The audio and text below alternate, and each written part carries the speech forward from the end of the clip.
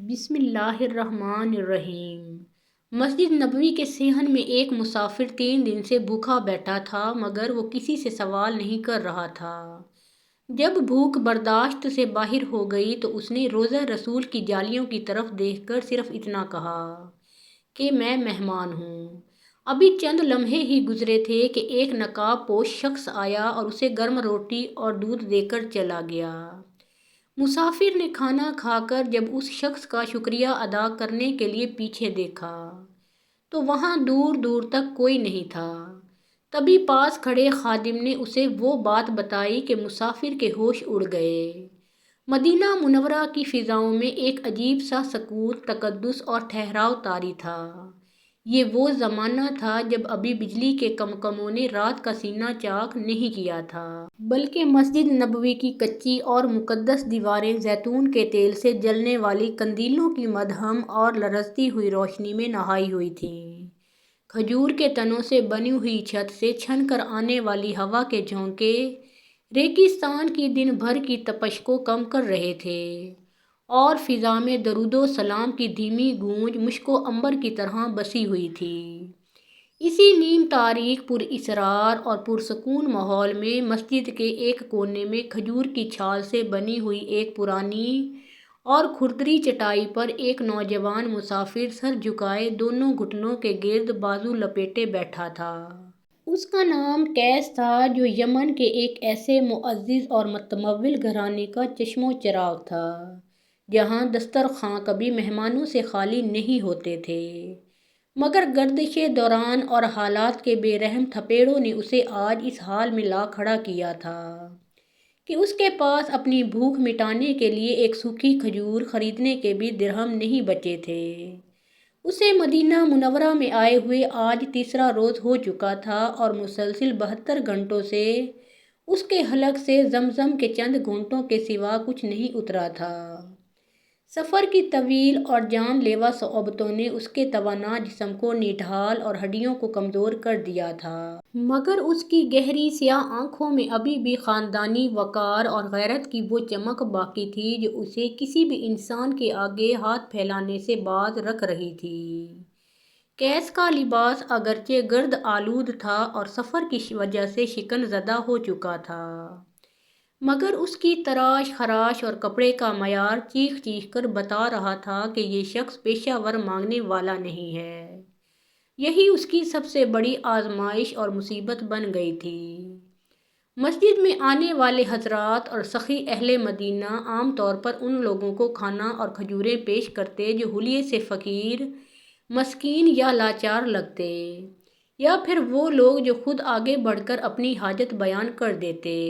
قیس نہ تو فقیروں جیسا دکھتا تھا، نہ اس کا لہجہ مانگنے والا تھا، اور نہ ہی اس کی غیرت ایمانی اسے یہ اجازت دیتی تھی کہ وہ اللہ کے سوا کسی اور کے آگے اپنی بھوک اور پیاس کا تذکرہ کرے۔ وہ اپنی جگہ پر بت بنا بیٹھا رہا، اس امید پر کہ شاید کوئی اس کے چہرے کی زردی پڑھ لے، مگر لوگ اس کے پاس سے گزرتے رہے اور کسی کی نگاہ اس کے اندر چھپے طوفان کو نہ دیکھ سکی۔ سورج غروب ہو چکا تھا اور آسمان کے دامن میں ستارے موتیوں کی طرح ٹانک دیے گئے تھے۔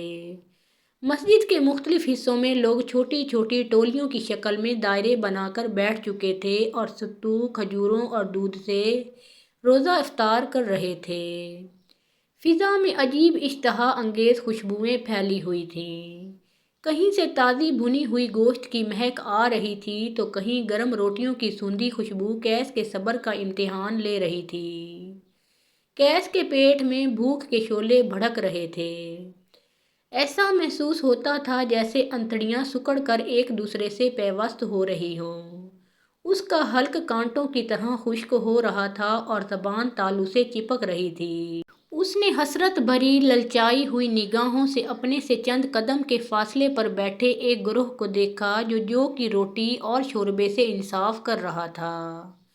برتنوں کے ٹکرانے کی آوازیں اس کے کانوں میں ہتھوڑوں کی طرح لگ رہی تھیں۔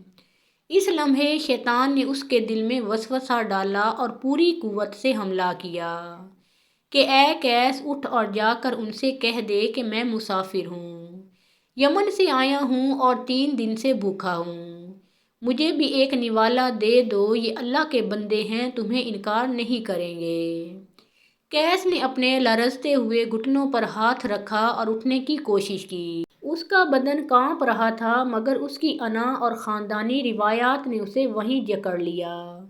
وہ سوچنے لگا کہ اگر میں وہاں گیا اور انہوں نے مجھے حقارت سے دیکھا یا یہ سوال کر دیا کہ ہٹے کٹے نوجوان ہو، دیکھنے میں خوشحال لگتے ہو، پھر مانگ کیوں رہے ہو، تو میں اس شرمندگی سے کیسے جی پاؤں گا؟ کیا میں اپنے آباء و اجداد کی عزت کو دو نوالوں کی خاطر خاک میں ملا دوں؟ لوگ کیا کہیں گے کہ فلاں سردار کا بیٹا مدینہ کی گلیوں میں ٹکڑے مانگتا پھر رہا ہے؟ یہ سوچ کر اس کا سر ندامت سے جھک گیا۔ وہ واپس سمٹ کر بیٹھ گیا اور اپنی خشک زبان ہونٹوں پر پھیر کر رہ گیا۔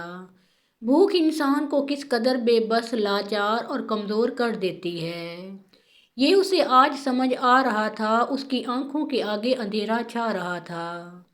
مسجد کے ستون اسے گھومتے ہوئے محسوس ہو رہے تھے اور ارد گرد کی آوازیں مدھم پڑتی جا رہی تھیں۔ اسے اپنی ماں کا وہ دسترخوان یاد آیا جہاں وہ نخرے سے کھانے چھوڑ دیا کرتا تھا، اور آج وہ روٹی کے ایک سوکھے ٹکڑے کو ترس رہا تھا۔ جب عشاء کی نماز کے بعد مجمع چھٹنے لگا اور مسجد میں خاموشی گہری ہونے لگی، نمازی اپنے اپنے گھروں کو لوٹ گئے اور صرف چند عبادت گزار نوافل میں مشغول رہ گئے، تو کیس اپنی جگہ سے اٹھا۔ بھوک کی شدت سے اس کے پاؤں لڑکھڑا رہے تھے۔ وہ آہستہ آہستہ چلتا ہوا روضہ رسول صلی اللہ علیہ وسلم کے قریب ایک ستون کی اوٹ میں جا بیٹھا۔ یہ جگہ نسبتاً تاریک تھی، یہاں قندیل کی روشنی مدھم تھی اور لوگوں کی آمد و رفت نہ ہونے کے برابر تھی۔ اس نے اپنی نمناک اور ویران آنکھیں جالیوں کی طرف اٹھائیں جہاں کائنات کے سردار محمد صلی اللہ علیہ وآلہ وسلم آرام فرما رہے تھے۔ اس کا دل بھر آیا، جذبات کا ایک سیلاب آیا جو اس کے سینے میں امڈ آیا۔ وہ کوئی شکوہ نہیں کرنا چاہتا تھا، مگر صبر کا پیمانہ لبریز ہو چکا تھا اور برداشت کی حد ختم ہو چکی تھی۔ اس نے اپنے دونوں ہاتھ چہرے پر رکھ لیے، اپنی ہچکیوں کو روکا اور سسکیوں کو دباتے ہوئے دل ہی دل میں انتہائی دھیمی اور لرزتی ہوئی سرگوشی کی، اتنی دھیمی کہ شاید قریب سے گزرنے والی ہوا بھی نہ سن سکے۔ اس نے اپنے رب سے کلام کیا، یا اللہ، میں تیرے حبیب کے شہر میں ہوں، تیرے گھر کا اور تیرے نبی صلی اللہ علیہ وسلم کے دیار کا مہمان ہوں۔ عرب کا دستور ہے کہ دشمن بھی گھر آئے تو اسے بھوکا نہیں سلایا جاتا، اس کی میزبانی کی جاتی ہے۔ میں تو تیرے نام لیواؤں میں سے ہوں، تیری توحید کا گواہ ہوں۔ کیا تیرا یہ مہمان آج تیسری رات بھی بھوکا سوئے گا؟ اے پروردگار، میرے پاس اب سوال کرنے کی بھی ہمت نہیں بچی۔ میری زبان گنگ ہو چکی ہے، یا تو مجھے موت دے دے یا پھر میری میزبانی کا ایسا انتظام کر کہ میری عزت نفس بھی مجروح نہ ہو اور مجھے کسی بندے کے آگے ہاتھ بھی نہ پھیلانا پڑے۔ یہ الفاظ اس کے دل کی اتھاہ گہرائیوں سے نکلے تھے اور گرم آنسو اس کی گھنی دہڑی میں جذب ہو رہے تھے کہ اچانک اسے اپنے قریب بالکل پیچھے کی جانب قدموں کی ایک بہت دھیمی آہٹ محسوس ہوئی۔ اس نے چونک کر ڈرتے ڈرتے سر اٹھایا اور پیچھے مڑ کر دیکھا۔ اس کے سامنے اندھیرے میں ایک سایہ لرزا۔ جب وہ شخص قریب آیا تو قندیل کی مدھم زرد روشنی میں اس کا چہرہ کچھ واضح ہوا۔ وہ ایک درمیانی عمر کا شخص تھا جس کا رنگ گندمی اور چہرہ باروب تھا۔ اس نے معمولی موٹے کپڑے کا کرتا پہن رکھا تھا اور سر پر ایک پرانا لیکن صاف عمامہ تھا۔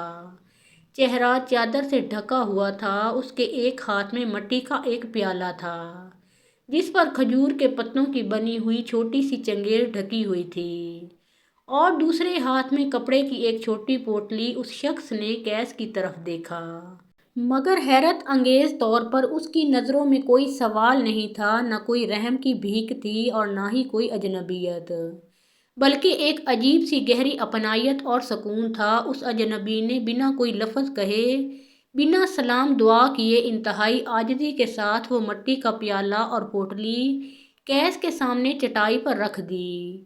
کیس پتھرائی ہوئی آنکھوں سے حیرت سے اسے دیکھتا رہا۔ اس کے منہ سے ایک لفظ نہ نکل سکا۔ اس شخص نے کیس کے کندھے پر انتہائی شفقت سے، جیسے کوئی باپ اپنے بیٹے کو دلاسا دیتا ہے، ہاتھ رکھا اور اس کے لبوں پر ایک پرسکون، پراسرار سی مسکراہٹ ابھری۔ اس کے بعد وہ شخص خاموشی سے مڑ گیا اور تیزی سے چلتا ہوا اندھیرے میں غائب ہو گیا۔ کیس کچھ لمحے تو ساکت رہا، اسے یقین ہی نہیں آ رہا تھا کہ یہ خواب ہے یا حقیقت ہے۔ پھر اس نے کانپتے ہاتھوں سے پوٹلی کی گرہ کھولی، اندر سے تازہ پکی ہوئی روٹی اور بھنے ہوئے گوشت کی گرم بھاپ اٹھی، جس نے اس کے دماغ کو معطر کر دیا، اور پیالے میں تازہ بکری کا دودھ تھا جو ابھی تک نیم گرم تھا۔ بھوک نے آداب اور تکلفات بھلا دیے۔ اس نے روٹی کا نوالا توڑ کر منہ میں رکھا تو اسے لگا جیسے وہ دنیا کا لذیذ ترین کھانا کھا رہا ہو، جیسے یہ کھانا جنت سے اترا ہو۔ ہر نوالے کے ساتھ اس کی آنکھوں سے شکر کے آنسو ٹپ ٹپ گر رہے تھے، اور وہ زیر لب الحمدللہ کہتا جا رہا تھا۔ اس نے جی بھر کر کھایا، یہاں تک کہ اس کا پیٹ بھر گیا اور جسم میں جان واپس لوٹ آئی۔ آخر میں اس نے دودھ کا پیالہ ہونٹوں سے لگایا اور ایک ہی سانس میں پی گیا۔ اس دودھ میں ایسی مٹھاس اور ٹھنڈک تھی جس نے اس کے کلیجے کی آگ بجھا دی۔ کھانا کھانے کے بعد جب اس کے حواس مکمل طور پر بحال ہوئے تو تجسس نے سر اٹھایا اور سوالات کے سانپ اس کے دماغ میں رینگنے لگے۔ وہ شخص کون تھا؟ وہ سیدھا اسی ستون کے پیچھے میرے پاس ہی کیوں آیا؟ اتنی رات گئے جب سب لوگ جا چکے تھے، اسے کیسے معلوم ہوا کہ یہاں اندھیرے میں ایک بھوکا مسافر چھپا بیٹھا ہے؟ میں نے تو کسی سے مانگا بھی نہیں تھا اور نہ ہی بلند آواز میں دعا کی تھی کہ کوئی سن لیتا۔ یہ کیسے ممکن ہے؟ یہ سوالات اسے بے چین کرنے لگے۔ وہ فوراً اٹھا اور مسجد کے صحن کی طرف دیوانہ وار بھاگا، اس امید پر کہ شاید وہ شخص اسے کہیں نظر آ جائے اور وہ اس کا شکریہ ادا کر سکے یا پوچھ سکے کہ اسے خبر کیسے ہوئی۔ لیکن وہاں دور دور تک سناٹا تھا، صرف ہوا کی سائیں سائیں سنائی دے رہی تھی۔ اسے دور ایک ستون کے پاس مسجد کا ایک بہت بوڑھا اور کمر جھکا ہوا خادم دکھائی دیا، جو چراغوں میں تیل ڈال رہا تھا اور بتی درست کر رہا تھا۔ کیس تیز قدموں سے چلتا ہوا اس کے پاس گیا اور بے چینی سے ہانپتے ہوئے پوچھا، اے بزرگ، اللہ آپ پر رحم کرے، کیا آپ نے ابھی یہاں سے کسی شخص کو جاتے ہوئے دیکھا جس نے معمولی لباس پہنا ہوا تھا، سر پر پرانا عمامہ تھا اور جس کے ہاتھ خالی تھے؟ وہ ابھی مجھے اسی ستون کے پیچھے کھانا دے کر گیا ہے، میں اسے ڈھونڈ رہا ہوں۔ بوڑھے خادم نے اپنا کام روکا، تیل کی کپی نیچے رکھی اور اپنی دھندلی آنکھوں سے کیس کے پریشان چہرے کو غور سے دیکھا۔ خادم کے چہرے پر ایک عجیب سے تاثرات ابھرے۔ اس نے کیس کے کندھے پر ہاتھ رکھا اور ایک ایسا جواب دیا جس نے کیس کے جسم میں سنسنی دوڑا دی اور اس کے رونگٹے کھڑے کر دیے۔ بوڑھے نے کہا، بیٹا، میں پچھلے پہر سے یہیں کھڑا ہوں، مسجد کے اس دروازے سے پچھلے 1 گھنٹے میں کوئی اندر نہیں آیا۔ بوڑھے خادم کی بات سن کر کیس کے پیروں تلے سے زمین نکل گئی۔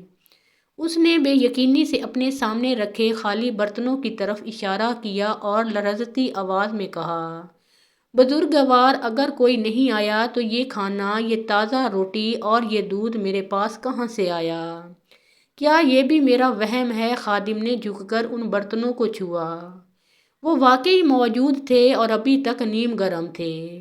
بوڑھے کی آنکھوں میں حیرت کے سائے گہرے ہو گئے۔ اس نے آسمان کی طرف دیکھا اور صرف اتنا کہا، بیٹا، مدینے کی گلیوں میں راز بستے ہیں، شاید تیرا رزق ہواؤں کے دوش پر آیا ہو، یا شاید میری بوڑھی آنکھیں دھوکہ کھا گئیں، مگر واللہ میں نے اس دروازے سے کسی بشر کو اندر آتے نہیں دیکھا۔ یہ کہہ کر خادم سر جھکائے اللہ کی حمد بیان کرتا ہوا اپنے حجرے کی طرف بڑھ گیا۔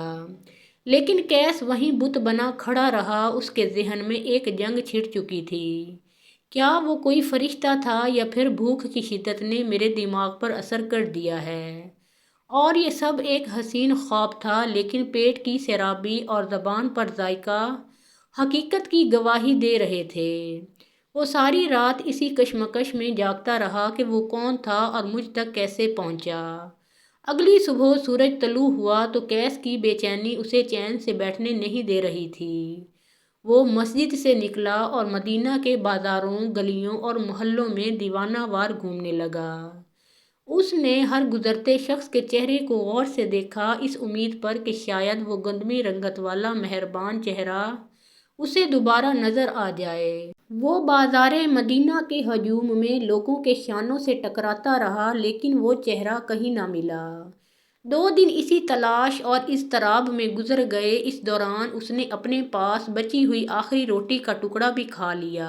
تیسرے دن شام ہوتے ہوتے بھوک کا دیو دوبارہ جاگ اٹھا۔ کیس کا جسم جو پہلے ہی کمزور تھا اب مزید نڈھال ہو چکا تھا۔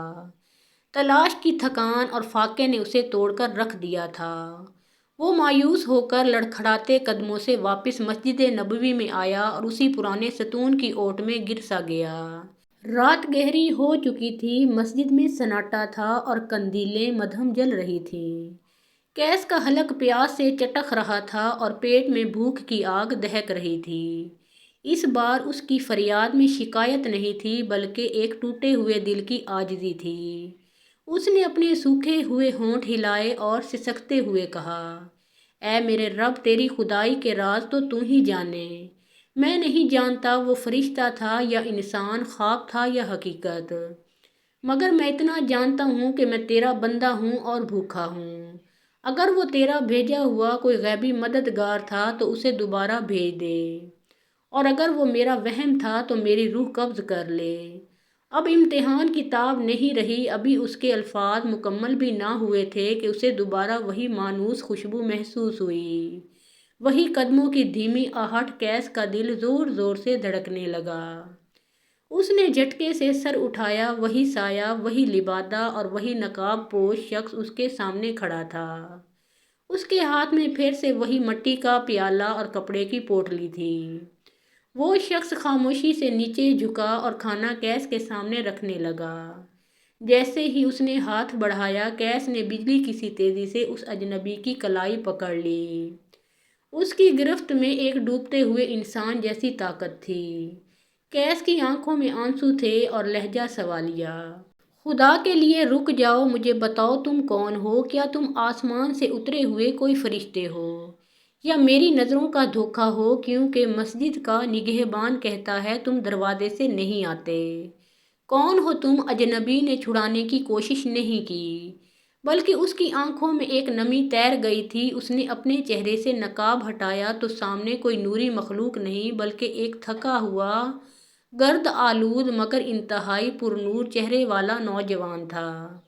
اس نے نرمی سے کیس کا ہاتھ تھاما اور دھیمی آواز میں کہا، میرے بھائی، میرے ہاتھ چھوڑ دو، میں کوئی فرشتہ نہیں، تمہاری ہی طرح گوشت پوشت کا انسان ہوں، گناہوں میں لتھڑا ہوا ایک عام سا بندہ۔ کیس نے حیرت سے پوچھا، تو پھر تم کون ہو اور تمہیں کیسے پتہ چلتا ہے کہ میں یہاں بھوکا بیٹھا ہوا ہوں، اور تم اندر کیسے آئے؟ تو نوجوان نے ایک گہری سانس لی اور جو داستان سنائی اس نے کیس کے جسم میں سنسنی دوڑا دی۔ نوجوان نے کہا، میں مدینہ کے باہر ایک چھوٹی سی بستی کا رہائشی ہوں۔ میرا باپ فوت ہو چکا ہے اور گھر میں صرف میں اور میری بوڑھی نابینا ماں ہیں۔ ہم بہت غریب ہیں، بکریاں چرا کر گزارا کرتے ہیں، لیکن پچھلے 3 دنوں سے ایک عجیب معاملہ ہو رہا ہے۔ میری ماں جو چلنے پھرنے سے قاصر ہے، وہ تہجد کے وقت مجھے جگاتی ہے اور کہتی ہے کہ بیٹا اٹھو، جلدی سے کھانا تیار کرو، مدینہ میں اللہ کا ایک مہمان بھوکا ہے۔ میں حیران ہوتا ہوں کہ ماں کو کیسے پتہ چلا، تو وہ روتے ہوئے بتاتی ہیں کہ انہیں خواب میں ایک سفید پوش بزرگ آ کر کہتے ہیں کہ فلاں ستون کے پیچھے فلاں حلیے کا ایک مسافر بیٹھا ہے جو سوال کرنے سے کتراتا ہے مگر بھوک سے نڈھال ہے۔ جاؤ، اس کی میزبانی کرو، یہ سعادت تمہاری ہے۔ میری ماں اپنی بیماری کے باوجود اٹھتی ہے، اپنے ہاتھوں سے روٹی پکاتی ہے اور بکری کا تازہ دودھ دوہتی ہے، اور مجھے قسم دے کر بھیجتی ہے کہ جب تک وہ مہمان کھانا نہ کھا لے واپس نہ آنا۔ کیس یہ بات سن کر ساکت رہ گیا۔ اس کی آنکھوں سے آنسوؤں کی جھڑی لگ گئی۔ وہ سمجھ گیا کہ وہ جسے اتفاق سمجھ رہا تھا وہ دراصل عرش والے کا انتظام تھا۔ اللہ نے اس کی بھوک مٹانے کے لیے 1 میل دور بیٹھی ایک بیمار بڑھیا کو حکم جاری کر رکھا تھا۔ نوجوان نے مزید کہا، میں مسجد کے پچھلے ٹوٹے ہوئے حصے سے دیوار پھلانگ کر آتا ہوں تاکہ نگہبان مجھے روک نہ لیں، کیونکہ میں نہیں چاہتا کہ میری نیکی کا چرچا ہو۔ کیس نے کھانا وہیں چھوڑا اور کھڑے ہو کر نوجوان کے ہاتھ چوم لیے۔ اس نے کہا، مجھے اپنی اس ماں کے پاس لے چلو، میں اس کے قدموں کی خاک آنکھوں سے لگانا چاہتا ہوں جس نے غیب پر یقین کیا اور میرے لیے اتنی مشقت اٹھائی۔ نوجوان انکار نہ کر سکا اور کیس کو اپنے ساتھ لے کر بستی کی طرف چل پڑا۔ جب وہ کچی جھونپڑی میں داخل ہوئے تو اندھیرا تھا اور ایک کونے میں کھانستے ہوئے ایک ضعیفہ چارپائی پر لیٹی تھی۔ کیس نے قریب جا کر سلام کیا۔ بڑھیا نے کانپتی ہوئی آواز میں جواب دیا اور پوچھا، بیٹا کیا مہمان نے کھانا کھا لیا؟ تو کیس کا دل پاش پاش ہو گیا۔ وہ بڑھیا کے قدموں میں بیٹھ گیا اور روتے ہوئے بولا، اماں میں ہی وہ بدقسمت مہمان ہوں، آپ نے مجھ پر احسان کیا ہے۔ اس وقت کیس کی نظر بڑھیا کے پیروں پر پڑی جو سوجے ہوئے تھے اور وہ درد سے کرہ رہی تھی۔ کیس نے غور سے دیکھا، اس کے چہرے کے تاثرات بدل گئے۔ اس نے نوجوان کی طرف دیکھا اور کہا، تیری ماں کو یہ تکلیف کب سے ہے؟ نوجوان نے بتایا کہ سالوں ہو گئے، کوئی حکیم سمجھ نہیں سکا۔